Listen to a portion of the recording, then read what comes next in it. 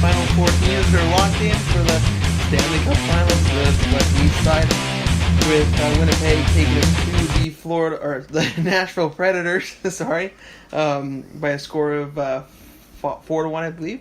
Right, I'm losing my mind here in Game 7. And kind of a neat fact about the Final Four is this the first time the Final Four teams have combined for one Stanley Cup championship or fewer. Wow. With Tampa Bay having the only championship. Mm-hmm. I mean, what are your guys' thoughts on, and kind of we didn't really do predictions last week, on who's going to be meeting in the Stanley Cup Finals? I still think it's going to probably be Tampa Bay. In the East, obviously, and then I'm going to say Jets probably are going to beat Vegas. Yeah, I mean, if you go by Game 1, it looked like Winnipeg was gonna take it to Vegas, but Game 2 kind of was the other way. So. Yeah, I mean, it's gonna be a close series either way, I think, but no. Yeah, I mean, in my opinion, I think it's Washington's year. Like their window's basically now, so I could see them going to the finals, and I'm gonna go with Winnipeg as well, just because big tough team. They're gonna wear him down. I'll go with Tampa and Jets as well.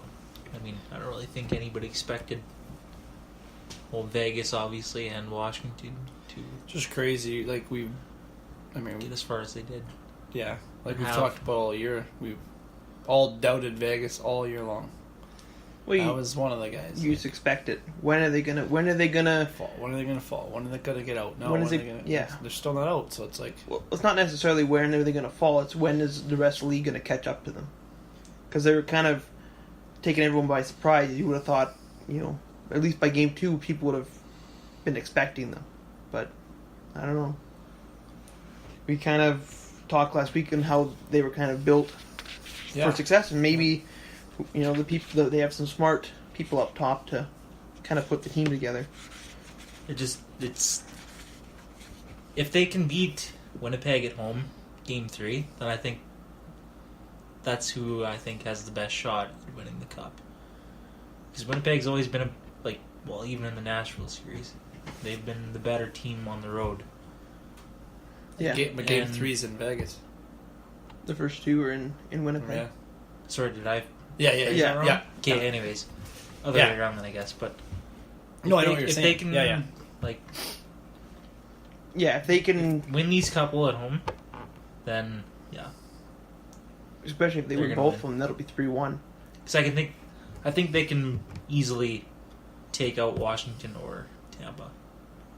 Either West team, you think? Think Vegas. Oh yeah. Well, Winnipeg too. Yeah. I think the West is winning it. I think so. I mean, unless they change their style or however the other teams decide to play it, right? But kind of this thing that NHL.com did was picking a player from each team. Who would you pick for the Conn Smythe winner per team? And I guess I'll start with my pick for obviously Vegas. It's Marc-Andre Fleury. Man, you can't argue with the way he's helped them win. Yeah, I'd have to agree with you there. It's kind of a shoo-in on the Vegas side. Mm-hmm. I don't know if there's anybody else on the team that really stands out. Everyone's chipping in. Fleury's been solid. Yeah. That's true. I mean, what do you guys think for the Capitals for Conn Smythe candidate? Probably Ovechkin would be. It's hard to go against Ovechkin. Yeah. This year especially, he's been the guy, right? So. Mm-hmm. Yeah, exactly. I mean, another good guy for them would be Holtby. I mean, wasn't expected to even play at all.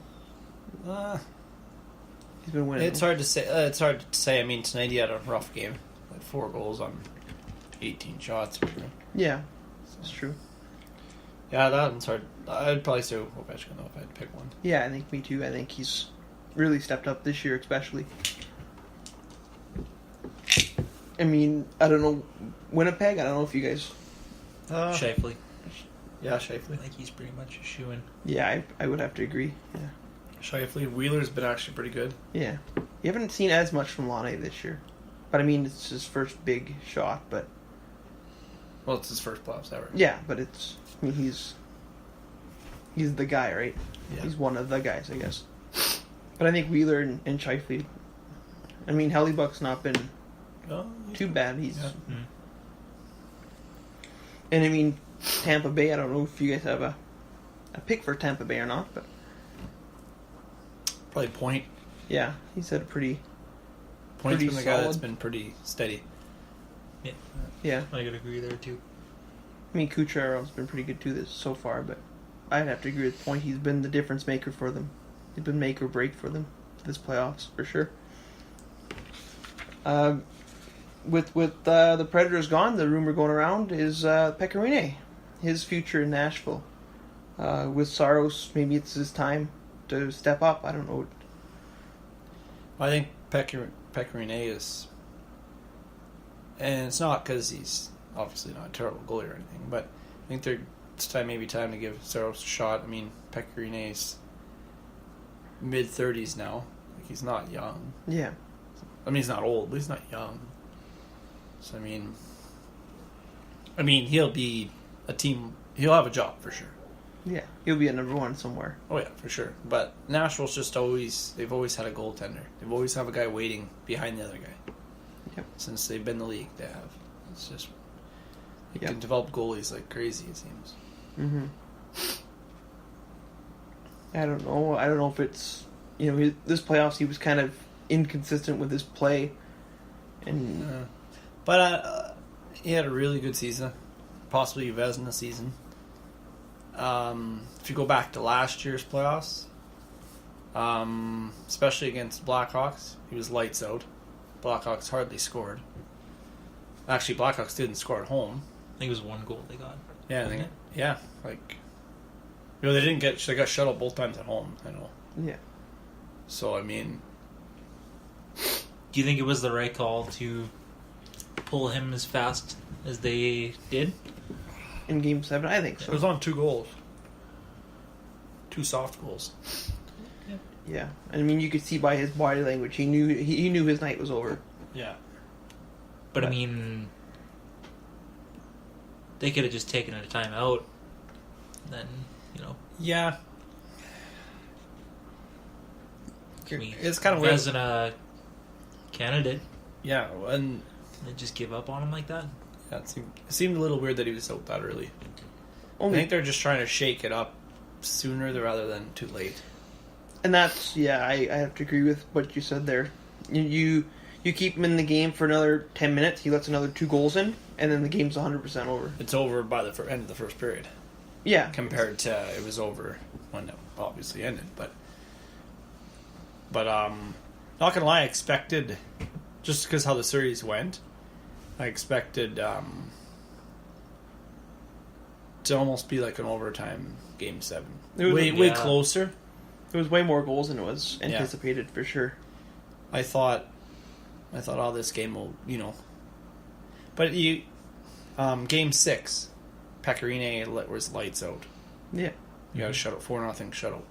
So isn't it it's kind of weird, like, yeah, it was an important game, but I don't know if you can judge him on Game 7 alone. I don't know. Nashville didn't seem to have...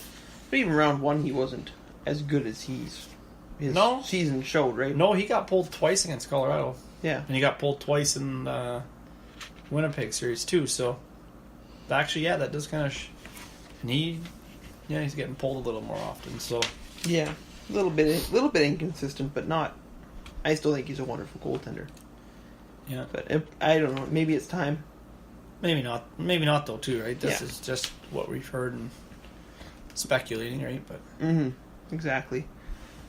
Head coach Rod Brind'Amour, the brand new head coach for the Carolina Hurricanes, has said that this season co-captains stop in Carolina, and he's going to choose a captain. Huh. And Interesting. I wonder if he's going to choose Falk or Stahl, or is a completely different guy. It says he has a leader in mind, but we'll talk to the team first. So he must have somebody. I don't know if you, like you said, choose between Falk or Jordan Stahl. Maybe he has another guy in mind. I don't see anybody else getting to see aside from those two, just because. Yeah, I'm just trying to think if there's anybody at the top of my head that would be. Yeah, no, it's really the only two that come to mind. Yeah. I mean, it could be Stahl and they ship Falk. Maybe. You never know. Maybe. I mean, they have a lot of young defensemen, so there's not really anybody who's going to take it. But Or maybe Jeff Skinner? oh, maybe. Possibility, maybe? He'd be maybe another guy I could think of. That's another one, yeah, because they're pretty young in the back end, and nobody's really coming to mind from the. I'm trying to think, yeah. Yeah, it'd be those three, I think. Is it normally the coach who makes the Yeah. choice? With Yeah. The captains? Yeah, the coach makes the choice, captains and assistants. Okay. He's never like. Yeah, they don't really ever say who makes it. They just all It's always like, oh, the team announces. Yeah, they've named a captain. I mean, I think if the general manager really didn't want somebody to be captain, I imagine he could come down and be like, yeah, I don't think so. But I remember when they were talking about Pacioretty, they let the team decide. It was almost like a ballot, and he won. Yeah. So that kind of shows you, too, that matters, too, right? What the team thinks, and that's, I think, what he has in mind, too, is talk to the team, feel them out, and see what they're Never heard going that. to That's do. kind of interesting. Mm-hmm. Another kind of weird story in the NHL is Brad Marchand admits that licking kind of needs to stop and needs to clean his act up. Huh. His quote was, "I need to cut that blank out," which you can fill in the blank with what you think it is. But I think it kind of showed like his team wasn't up as happy with him. You could see Zdeno Chara was kind of laying into him, and I mean, there's good agitation and there's bad agitation, and I think his is a little bit on the not so good side. I honestly don't think you'll take that out of him 100% ever. No. I'm not saying he'll draw back a bit, like you said, cut the licking out and maybe a few other things, but he'll always play borderline probably. Yeah. Because that's what makes him a good player too, right? But I mean, when one of the biggest pests of our generation, Sean Avery's thinking that licking is stupid. I mean, Is that what Avery said? yeah, they asked me. He's like, licking's kind of stupid. Doesn't really do anything for you. He's like, oh man, I should have did that. Yeah, that's probably why he's upset.